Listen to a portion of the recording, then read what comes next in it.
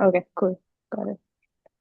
Okay, so before we dive into the implementation, as I said, I'll just give some more context on the pre and post condition that I mentioned earlier. So let's consider a new and check function. What this function does is it takes a function, expects a value to be input to create a non-zero data type of this value. However, this function does not check if the user enters the value 0, and it would still create a data type which is invalid. Thus, it's the responsibility of the user to make sure that 0 is not an input. This is an example of a precondition which is set by the user input. The next step would be to identify the post condition. Post conditions are almost a reconciliation.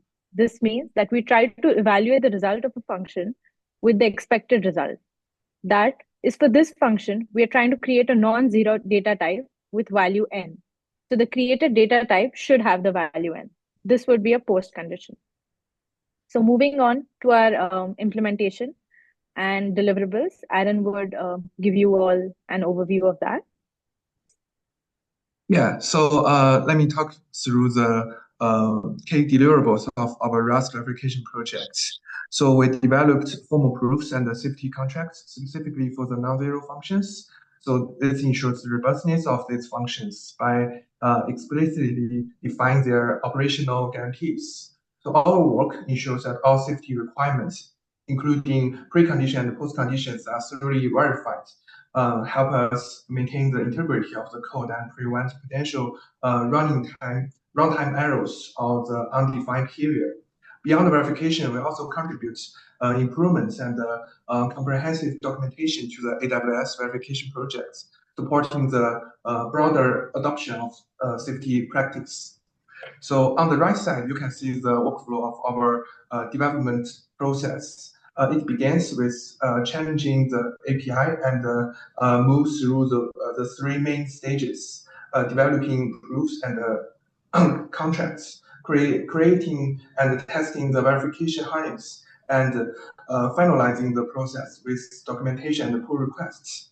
At each stage, there's a feedback loop involving code reviews and testing. The ultimate goal is to ensure every pull request is robust and meets safety standards before merging into the repository.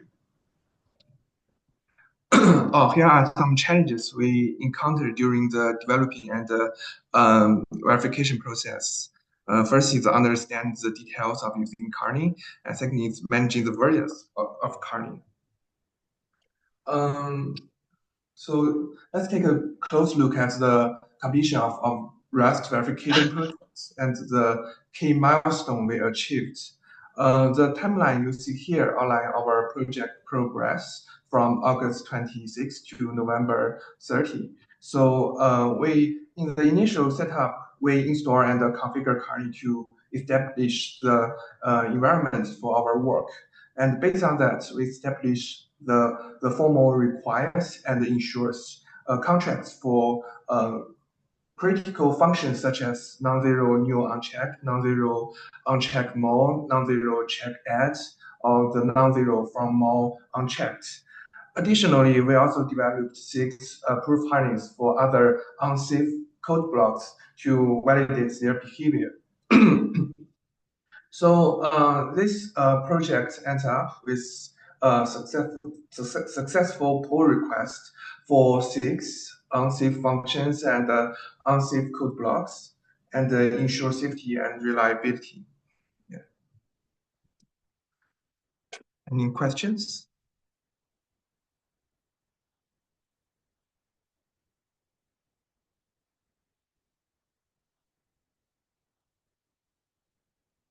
Do you have any questions from the sponsors regarding the Team 1's non-zero challenge? So I have a question. So were there any methods that were specifically more challenging to specify the contracts for than others? And what were the contracts, what did the contracts look like for them? Yeah, so according to the time we spent, actually, the new unchecked is the function we spend most of the time because at the very beginning, as I mentioned in the challenge parts, so our understanding to the Kearney, especially how to use Kearney like in details, was not like complete. And even though we checked through the documentations, but still like we didn't figure out the right way to deal with the generic types at the very beginning. And but after like working with Caroline and trying the memory method, we finally figured it out. But I still think it's the most challenging part because after that, after we got enough experience with Kearney, the upcoming like method just become much more easier. Okay, so Hi, this is Rahul. I have a question, and I'm going to ask this question probably to every team. Was it exciting to do this?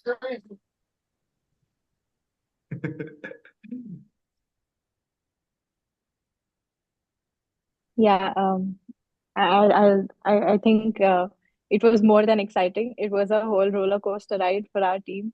Like he said, I think the first method or the first function was considerably harder. And then as we moved to min and max, I think Caroline was very helpful. And she warned us that once you establish that um, ease of understanding with Rust, we realized that, I mean, I think, correct me if I'm wrong, Aaron, but as the project was ending, that's when we really started to have fun. And we were getting the gist of it. And we're like, oh, this has to end on the 11th of December now. So I think once we understood what we're really doing, it was a lot of fun. And it was a bit challenging, but I think we had a blast working on it. Yes, Shivani, I think you are totally right. So it's kind of challenging at the very beginning, but during the process, we actually learned quite much about Kearney, Rust, the verification process. I think the learning itself is kind of exciting. Yeah.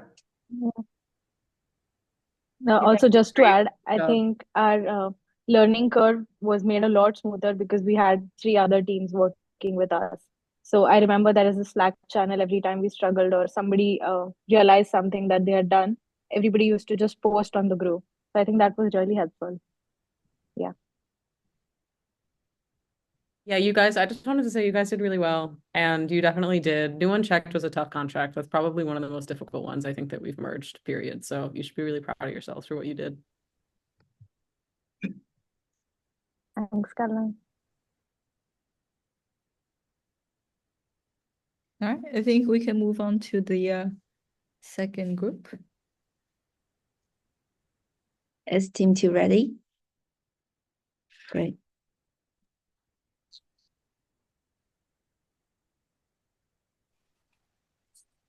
Great. Lanfei, could you share to the whole screen? Sure.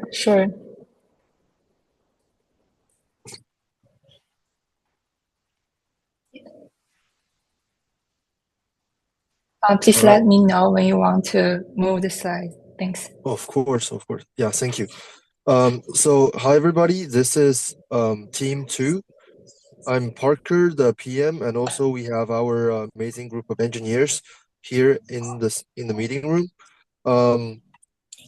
Let's go to the next slide.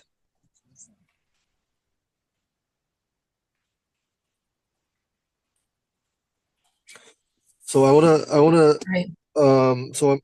not gonna introduce us to the Kearney verification, what formal verification is, and also what is Rust. So for our presentation, we're gonna talk about the challenge 11 we did, and also challenge 13 we partially completed. And then we're gonna talk about some of the lessons we learned throughout the progress, and also some of the remaining works left behind for challenge 13. Can we go to the next slide, please?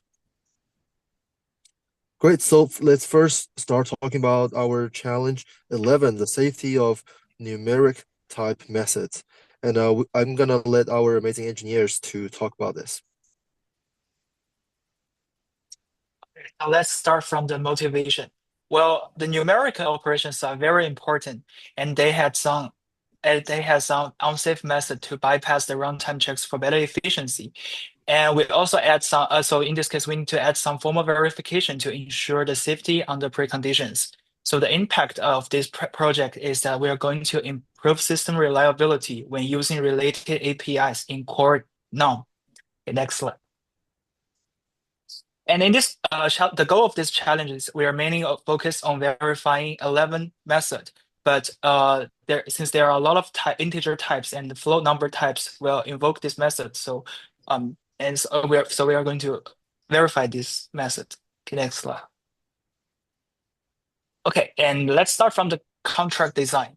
Well, we mainly focus on the preconditions, and the design of our preconditions is mainly implemented by the requires, and mainly based on the method documentation. And in the example, like the to-in unchecked, and we can say that in the method documentation, the value must be not a NaN and must be infinite, and must not be infinite. And so in this case, we use isFinite method to guarantee these two conditions. And also we use a float to int in range method to guarantee that the result can be representable in the returning type int. And for the post conditions, we use it in the unchecked negative because we are going to guarantee that the result returned by this method is the negative value of the input value. Okay, next slide. And to implement the harmony design, we mainly separate it into 3 stages. First one is the environment setup. And as you can see in the red box in the right example we give. So first of all, we need to generate input and use some assumption to narrow the range of the input. And we implement all of this by Kani. And then we will invoke the function we are going to verify. And in the third stage, which is included in the green box, we are going to generate the expected result and compare the result and expected result to check whether they are correct. And as we mentioned before, we are going to verify this method under different types. So we use macro for automatic harness generation to ensure the scalability and maintainability. Okay, next, thank you. So I'm going to talk about the challenges we met in verifying the safety of numeric methods.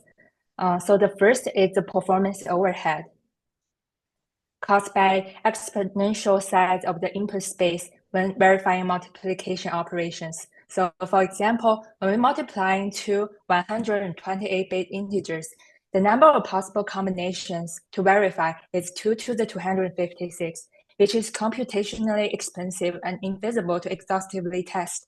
We address this challenge by focusing on critical ranges that are most likely to uncover issues such as values near 0, max, and min. And we also use a wide range of values which ensure that our solution is tested across different magnitude.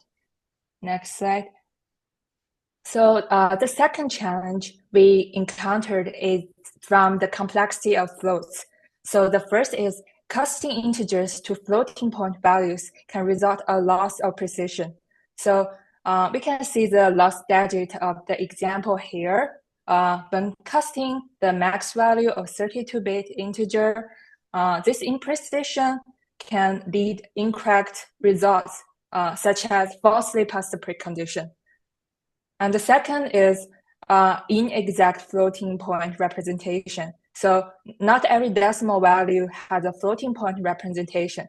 So when a value is assigned to a float, the actual value that gets stored might be different. So for example, in this one, the long number here ended with 6.4 cannot be represented. And the actual value that gets stored is the long number ended with 8.0. So which is larger than the max value of 32-bit integer. So Kani will falsely catch the failure.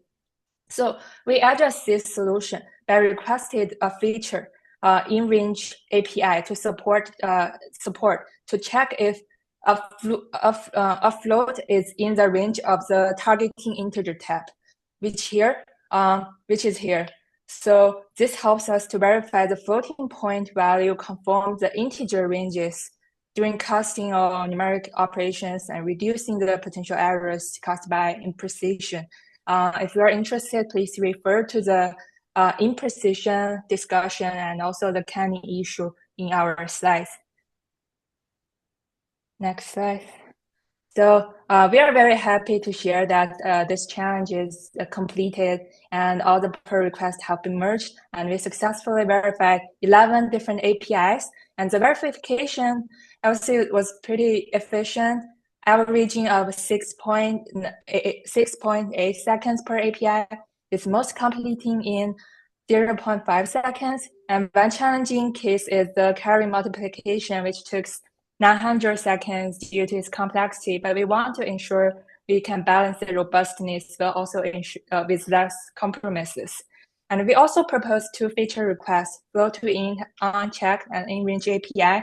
And lastly, we share our findings and knowledge in a blog post to benefit the community.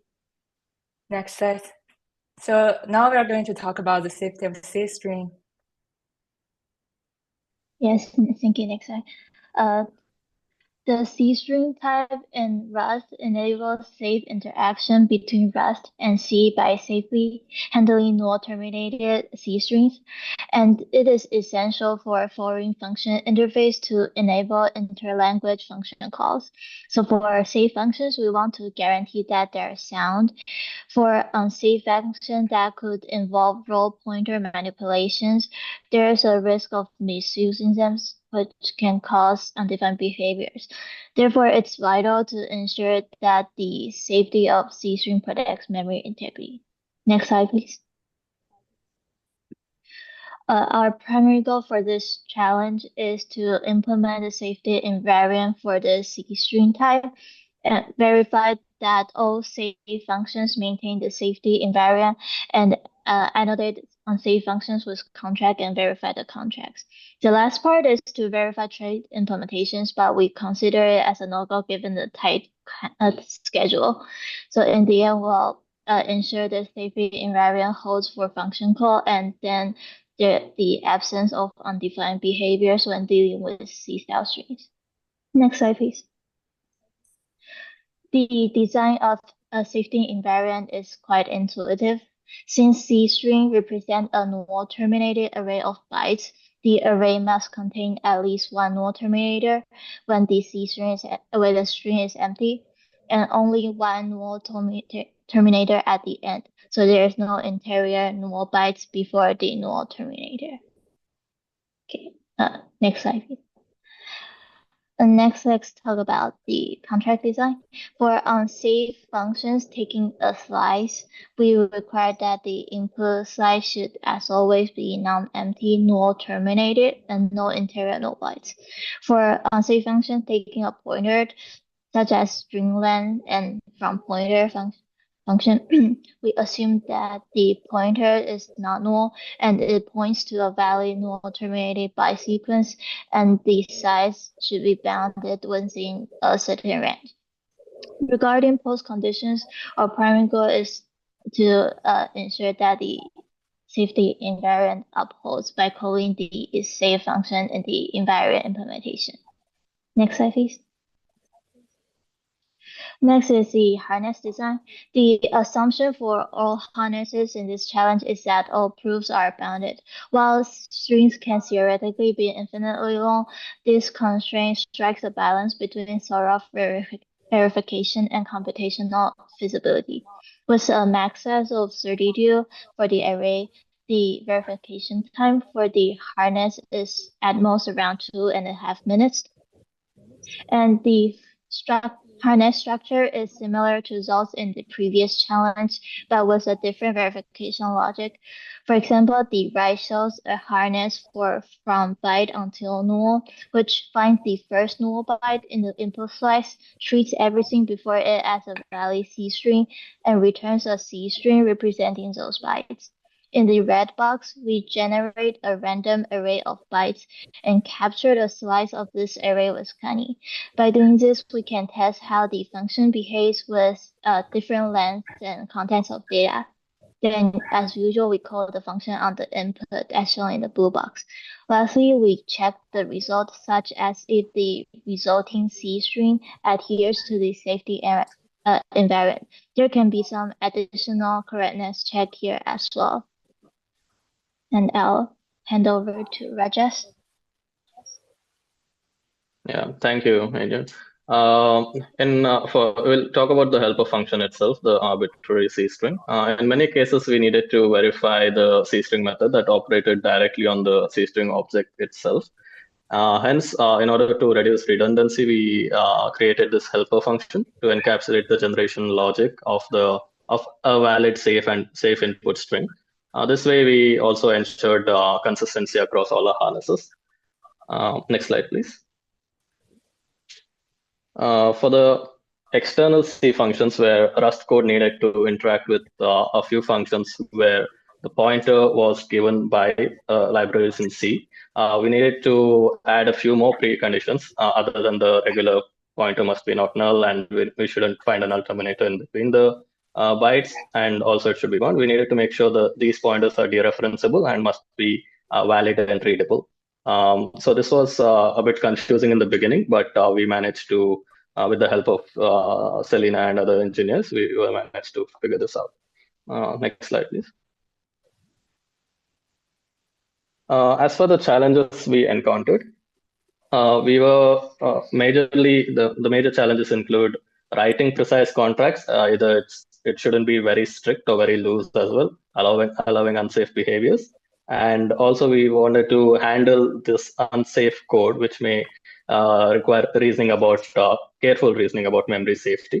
And also there are a few things about Kani and regular verification tools itself, where we need to, for example, set an unwind limit for the loops, and we need to make sure the loops are every byte is actually targeted, and we need to make sure we kind of set these unwind values as per the function. And also larger bounds increase the verification time and resource usage. So we needed to make a trade-off between the performance and also the thoroughness of our proofs.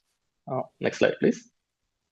All in all, we were able to complete 50% of this project successfully, with 2 more PRs almost ready to get merged, and we verified 9 APIs completely with an average verification speed of 81 seconds. This higher number is because of the complexity involved in C strings, and the maximum was 143 seconds with the minimum being 31 seconds. We are also in the progress of writing a blog post for this.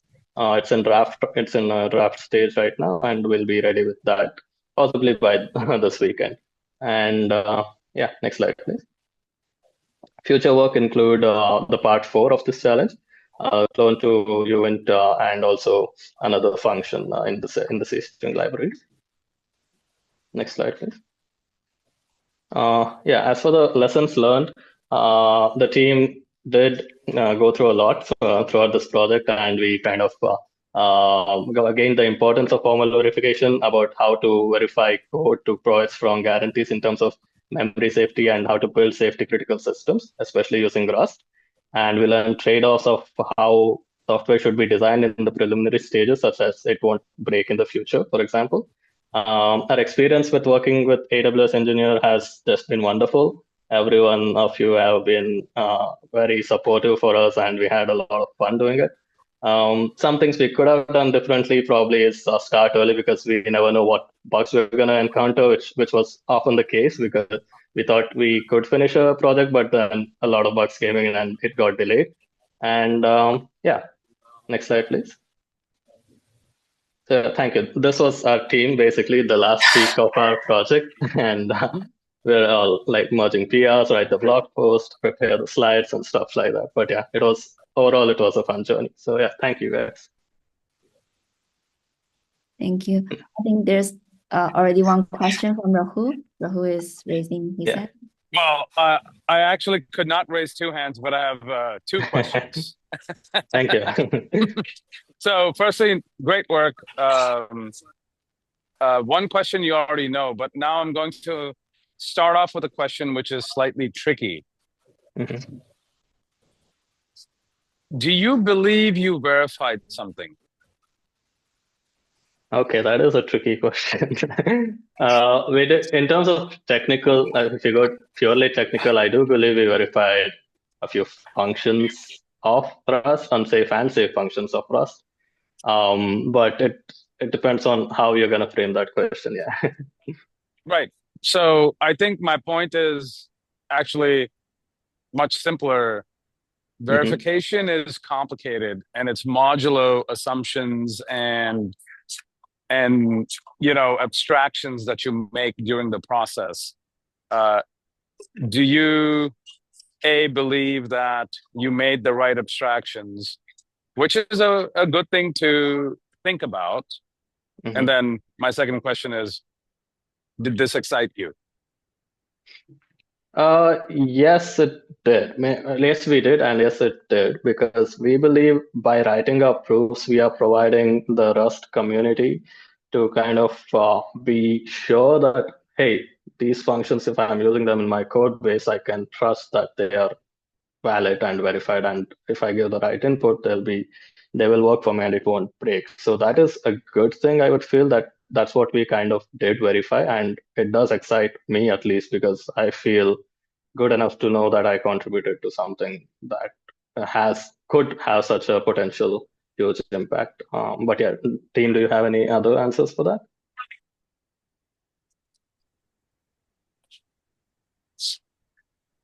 So, thinking it's basically the same as Rajas. Oh, go ahead. No, go ahead, please. Oh no, what excites me is about like sharing the knowledge, mainly like writing the blog post, because I can like outline the challenges I encountered during the verification process, and then in the future people can refer to this blog post if they encounter similar questions. That's wonderful. Yes, great work. Thank you. And yes, philosophical question. I get it. I hope, well, at the end of this, I want to say a statement, but for now, I'm good. Thank you so much. Thank you, Rahul. Hi, Selena. Selena. Hey, folks. Well, thank you. Thank you for doing all this amazing work. I was very pleased to work with you all. The one thing I wanted to ask is about the 50% that you showed. Where did you get that 50%? We basically kind of divided the 4 parts by 2, so we finished 2 parts, so that's 50% in a very like the documentation wise, but technical wise, I feel we are under 50% a bit, because the 4th part will take much more significant effort than the first 3 parts, I feel, but I haven't looked into that very deeply also. I actually think you should give yourself more credit. I actually think you're more than 50%. I know you're not counting the 3 open PRs right now, but once those 3 open PRs are in, it's really like probably not even 10, probably like 10% left. So say you did more like 90%, and Kenny actually, we wouldn't be able to do number 4 right now due to Kenny bug, so don't feel like, anyway, you could have just said we did everything we could. Okay, that's great to hear, Selena. Thank you for that. Yeah, no, I think that was a very good progress. Like when we first took the CStr on the top of the initial challenge, I wasn't expecting you to go so far. So good job for everyone. Thank you. I mean, my team also worked equally well, so kudos to everyone in my team as well. Thank you. Any other questions for team 2?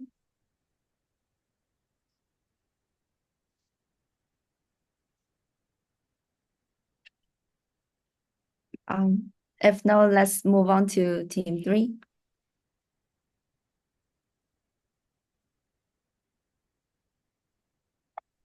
Answer is great.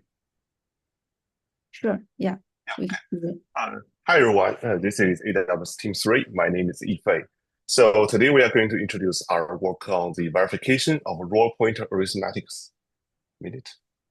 So since everybody here is already familiar with what is ROS and what is Kani, I will just skip this part. And the background of our challenge is pointer arithmetic operations like add, sub, and offset are widely used in many applications, including the standard library. But some of these implementations will include unsafe code blocks, and this is the issue we need to address.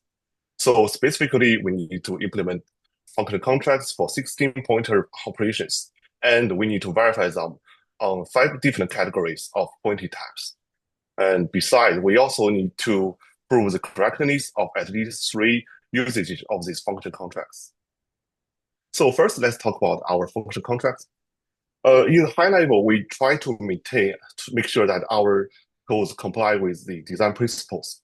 First, they must align with the Rust's official documentation, and they also need to address all potential failures and get rid of any undefined behavior.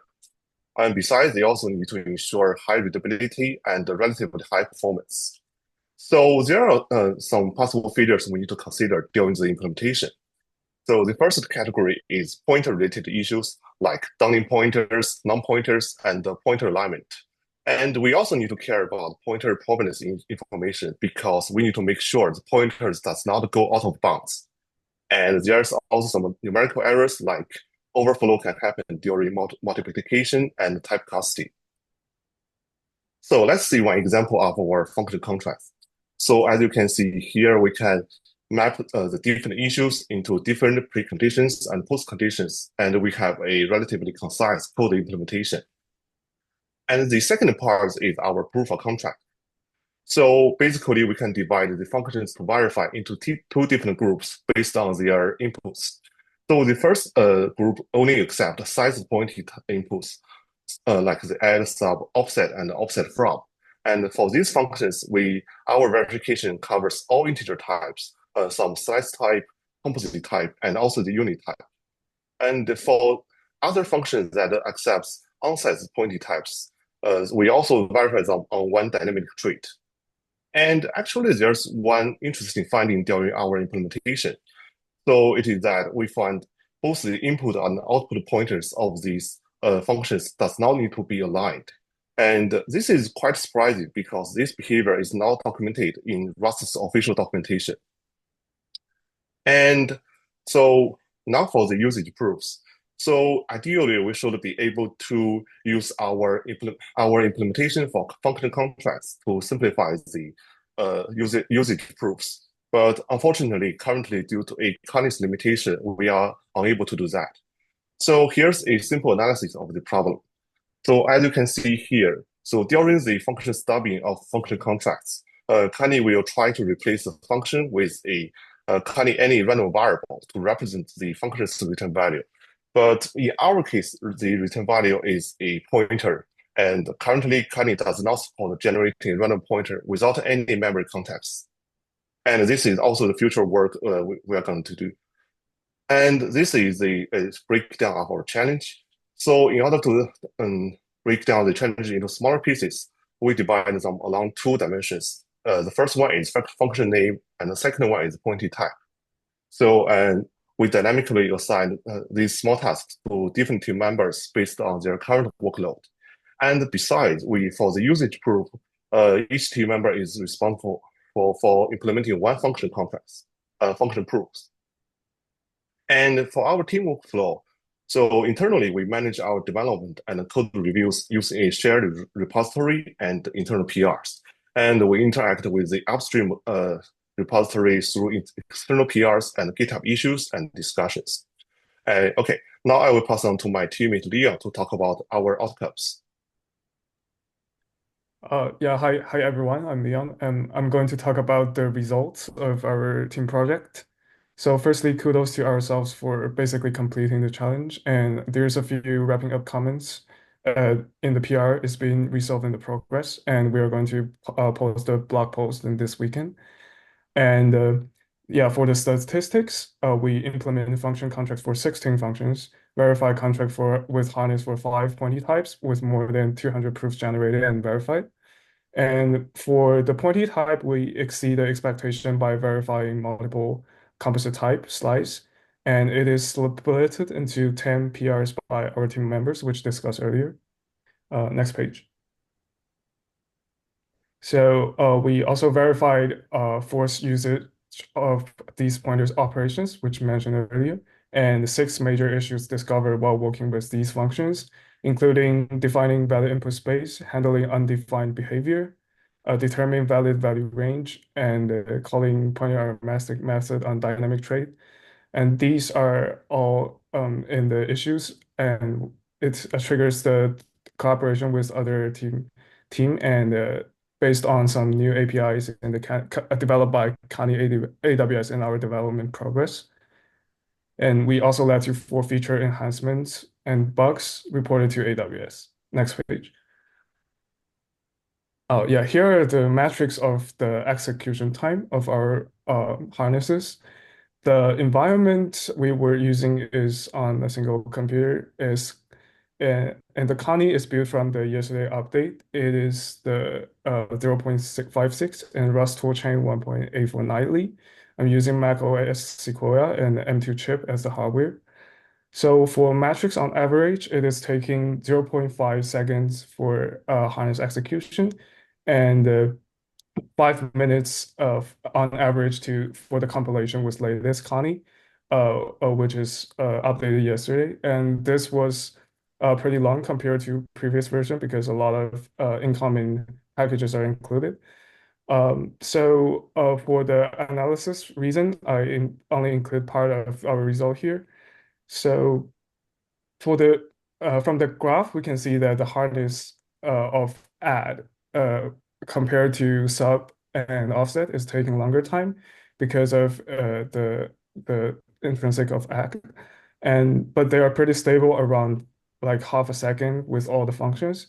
And when size of the pointy type is increasing, like comparing I64 to I8, the verification time of specific harness is slightly increased and it extends to other larger size. Yeah, next page. Yeah, so here are some lessons we learned from this team project. The first one is the collaboration. As the project goes on, we diverge a lot of versions of the code, and the collaboration becomes important to resolve the internal merge conflicts. And dynamic assignment of workload is also important between team members to ensure the code quality and the synchronization between all the team members' efforts. Second is to recognize the gaps in the tool chains. So synchronizing the version is important since the constant update is always happening. It requires us to choose the correct tool chain to make our harness working correctly. The third one is the problem-solving skills, because a lot of situations are unknown, and we need to swiftly find a proper way to address the questions by referring to documents or consulting sponsors. And we learn from ambiguity by developing some harness when the API is not developed, and also addressing comments from all stakeholders to cover as much possibilities as possible. We also are selling our lessons to larger system, which means we learn to think of how to make a bigger system consistent by making every usage of our functions and explanation to be very careful and kind of thinking a big picture inside of project. Next page. So here are some bugs and improvements currently existing in our project. So firstly, it is about the check mute add unsigned integer 8 proof.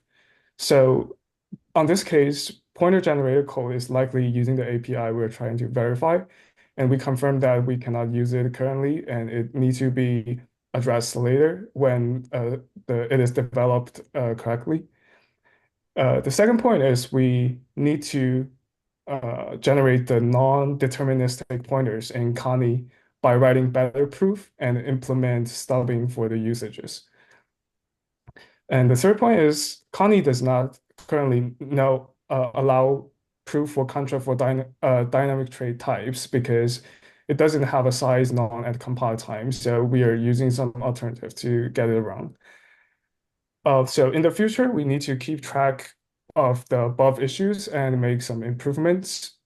We can also expand the verification scope to other challenges and contribute to the open source repo by leveraging our current knowledge on this project, which we have worked on for several months. Yeah, so thank you for listening. This is our presentation, and it is really it's a wonderful experience to work with all of the AWS members and our teammates. Thank you. Thanks, Tim. Rahul? Rahul have a question. Yeah. Yes, I do. Would you mind flipping back to the lessons learned slide? Yeah. So I thought two things were very cool here. By the way, amazing work, firstly. I wanted to zone in on bullet number 3, evolving problem-solving techniques. Could you expound on that for me, please? You're muted. You're muted, Leon. Leon, Oh, you're Leon. muted. Yeah. You're muted. Oh, sorry. Can you hear me right now? Yes. Yes. Oh, yeah. Sorry for being muted. And I think the problem-solving technique includes the technique to address the problem, which is not quite commonly seen because, as we all know, Rust has a very long learning curve, and the documents are not so cannot be easily found. So when we are trying to address these problems, we need more cooperation and communication with the sponsors, with all the stakeholders, and definitely we need to refer to more documents and deeper learning of the things. So I think Rust project is really cool because it is evolving technology, and we need to like accepting some new things is kind of doing problem solving. Okay. That gives me insight. Thank you very much. And then the second question is, you mentioned scaling lessons to larger systems. How did you do that? What was the insight? Was there an insight that you had? Yeah, because previously the experience it is a quite new experience for me or for many team members to work in this large project because it includes a lot of stakeholders and there's a great amount of updates in this project, no matter from all the 4 teams because there are very large PRs and each contributions is going to make a tiny point of changes that we might need to take care of because, well, each of our contribution is going to make a little bit influence inside this project. So I think we need to consider very carefully for others who are using this part. So if our explanation is clear enough, it will help all the following users or developers to get more clear with this concept. Great. Thank you. Yes, I'm not going to monopolize this. More questions from other people, please. We have a question from Philip and from Selena. Yeah, the first one, I think more, I will leave others to ask more deep questions. I just want to congratulate the team, especially on your organization skill. I'm asking for a spreadsheet so we can keep on track. And you guys done an amazing work, so you should be really happy. I believe we are very, very near to complete the goal. So I just want to say thank you for all of your work. Thank you, Felipe. We're proud. Thank you. And Selena, I think Selena has a question. Do you have a link issue? Oh, go ahead, Selena. Yeah, I was just wondering about that DNT limitation. I just wanted to see if there's anything that I'm not aware. So I wouldn't mind a link if you have any link to where the problem is blocking you.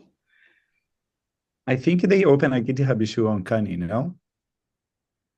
Yeah, so we have a PR currently which has the problem, and I have seen Felipe's comment on that for a new issue to be open on Kani. We'll be opening that right after the presentation. Yeah, we will post a new PR, new issue after the presentation. Thank you.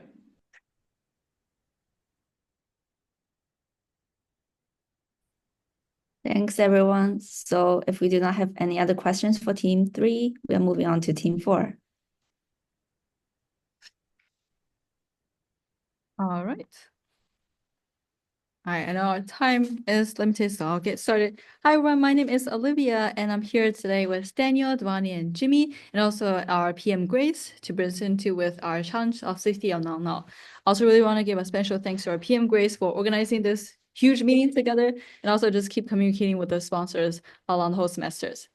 So give a bit more visit and background of challenge 6. For this one, we're verifying the NonNull module specifically and all 48 public APIs in that function. So mainly there are two goals. The first one is to prove any properties called as safety comments in the source code. And the second one on top of that is to prove the absence of the following 4 undefined behaviors.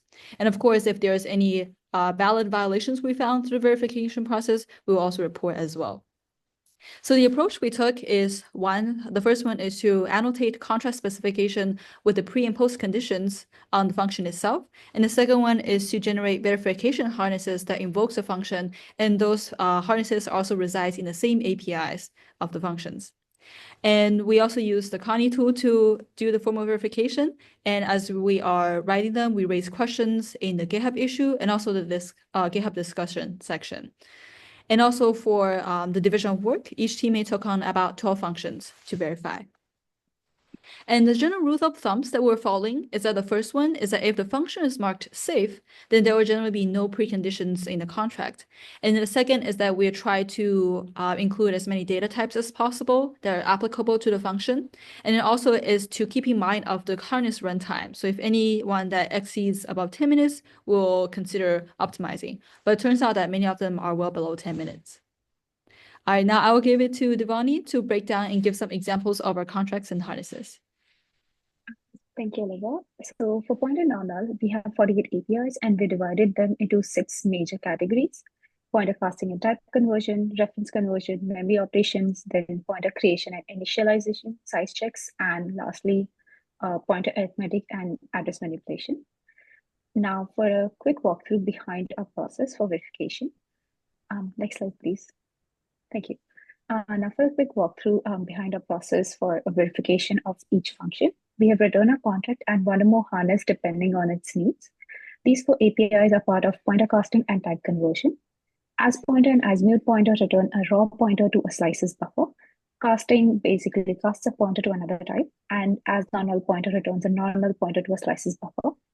And all 4 of them are safe. That's why we only have an ensures clause in the contract, which ensures that the pointer is NonNull and it retains the original address. A harness as pointer and cast, they were pretty similar, where we just create a random pointer and then we call the function to validate our contract. As mute pointer and as NonNull pointer, we created an array of size 100 and then we got a slice from the array and then we call the function. We decided on size 100 like for testing purposes, but for PRs, we have increased that to size 10,000 so that all the cases are covered in now I move on to hand over to Daniel so that he can explain another example. Yeah, I would like to introduce analytical scenarios of our work, which is pointer arithmetic and address manipulation. Here we can divide API into 3 types. Not arithmetic. The first is the add and byte add, and the second is the sub and byte sub, which is the offset, and lastly is the offset and byte offset. The add and byte add, which essentially add a number of bytes based on the input count to the pointer address, and the sub and byte sub, which is subtract a number of bytes from the pointer address. And the last one is pretty similar, the offset, which can adjust the address based on the sign offset. And for the contract of these APIs, the first one we need to follow is the count must be valid and not cause the pointer to out of boundary of its allocated memory. And the second is the operation, like add and sub should not lead to the overflow and also outside of the allocated memory range. And for the proof harness, here's the example of our API's harness. We can see the first step is use the pointer generator to create a pointer that point to a random address with a fixed size array. And the second step is we will invoke the certain API and perform operations to the pointer with a random count value to check whether it satisfies the safety requirement. Yeah, and then I would like to talk about the challenge we encountered during the project. The first one is the Kani tools improvement, because sometimes the Kani tools will lead to the false positive arrays, causing some checks to fail incorrectly. And luckily, we have our sponsor support us very quickly and solve this problem or bug fix to support our work.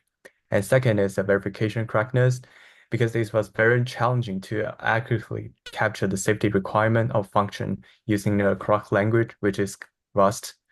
And the third is the verification completeness, because covering all the possible data type and undefined behavior was very complex and time-consuming, which is our major challenge in the project as well.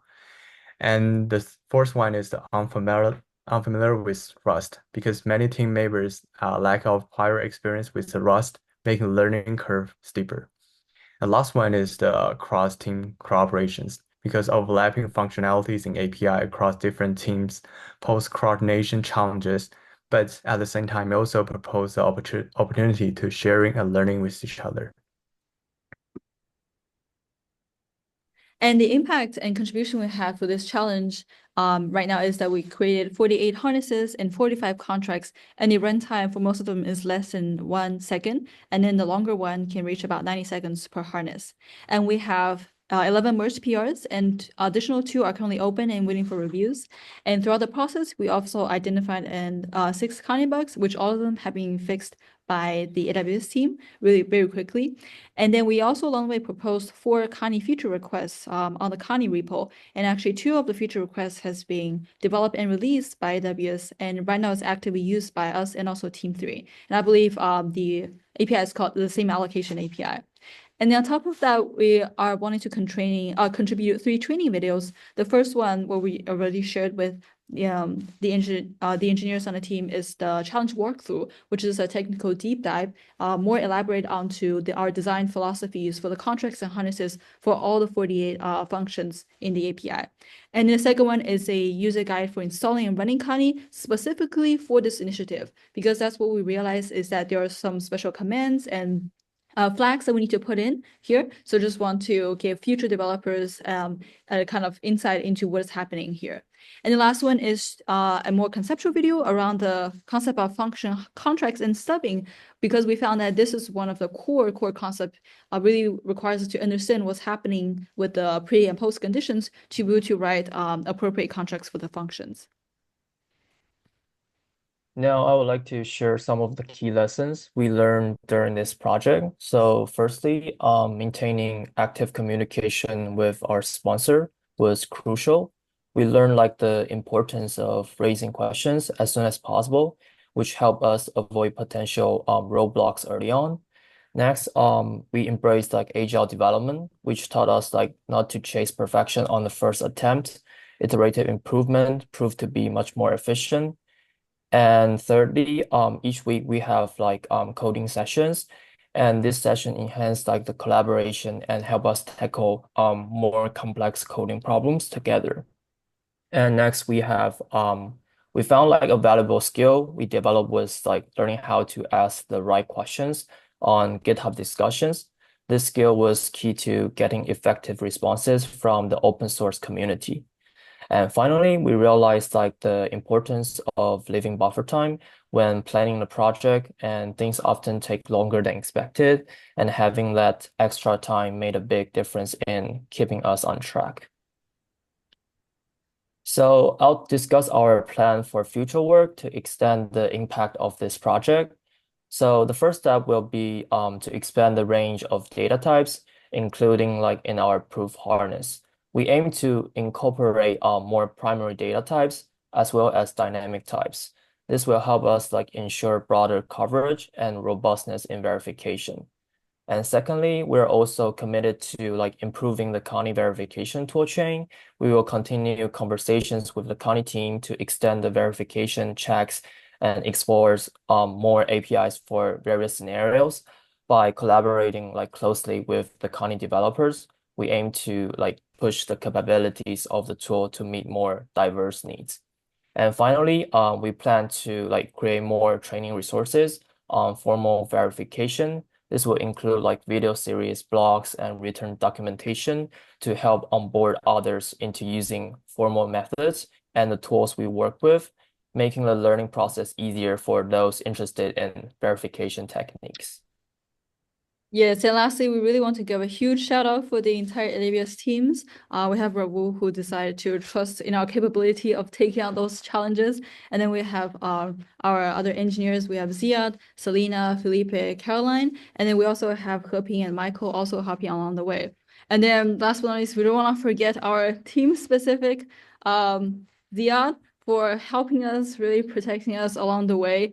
And ever since very beginning, he would meet us with us every Friday. And then I remember there was a time where I was getting stuck with, there was a weird caching issue on my on my like repo. And then he reached out and said, can we have a one-on-one to just help you unblock that? So really appreciate initiating those conversations, and has been a really helpful team for us to complete the challenges. And that's the end of our presentation. Great. So any questions for Team 4?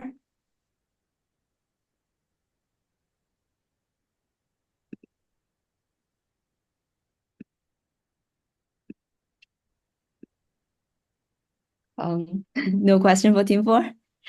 Oh, Rahul. Go ahead, Rahul. Well, I have a question. Were you inspired by this? I think Rahul, you already know my answer, so I'll give it to the rest of my teammates to answer. Yeah. Okay.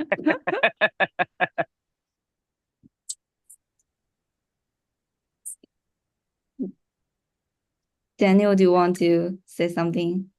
Is it inspiring? Oh, you mean the inspiring of this slide, or? For the take on this challenge. I mean, yeah, I think the non part is very important for the language like Rust. So I mean, at first we divide the different types of APIs and try to figure out what's their safety requirement and vulnerability that we want to check. Yeah, and during the process, we are mainly looking for the official documents and also get a lot of support and suggestions from our sponsor.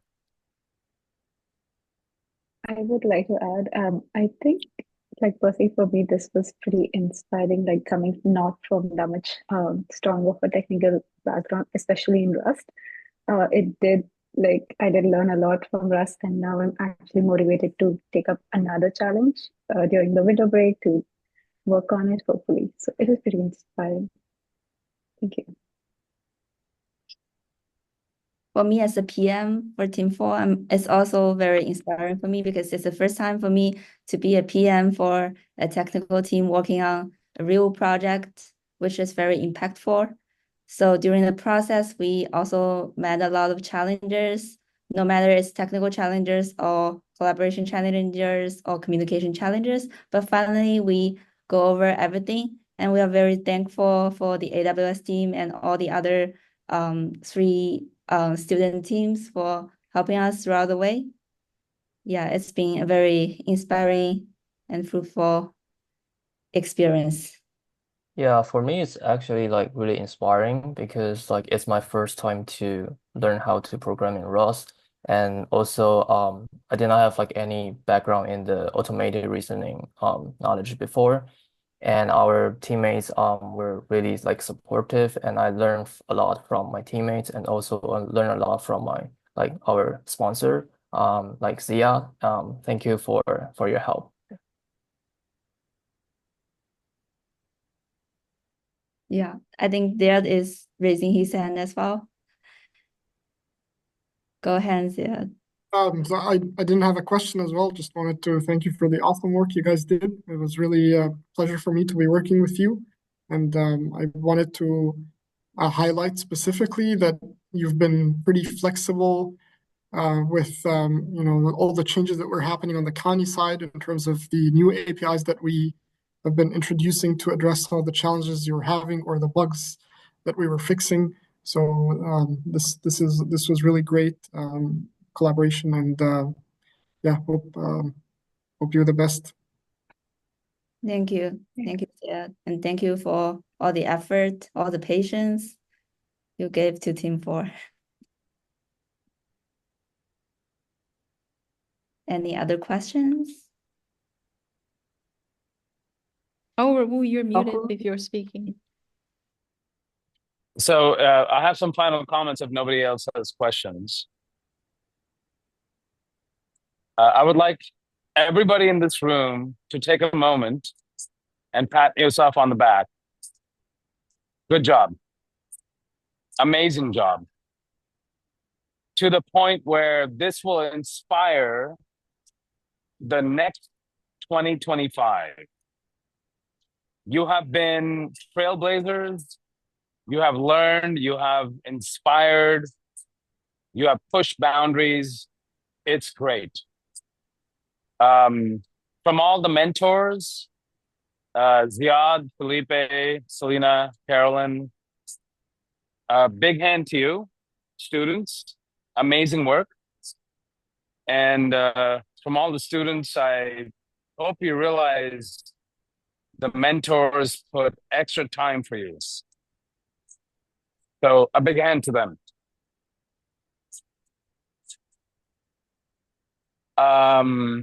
What I hope you take away from this is something very simple, that LLMs are great, AI is great, but the age of automated reasoning is just beginning because we can guarantee answers. And that's where I come from. And that's where all of my team comes from. And we believe in that. So thank you so much, every one of you. And it's been inspirational for me, very emotional. I actually had to disable my email because there were commits being made at 2 a.m. in the morning.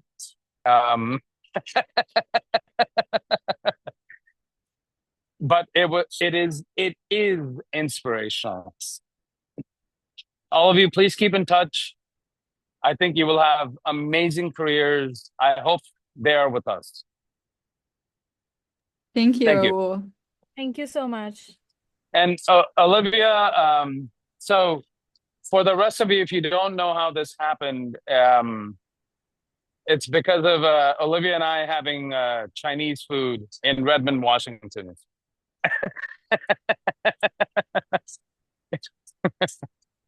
So you should ask her about it.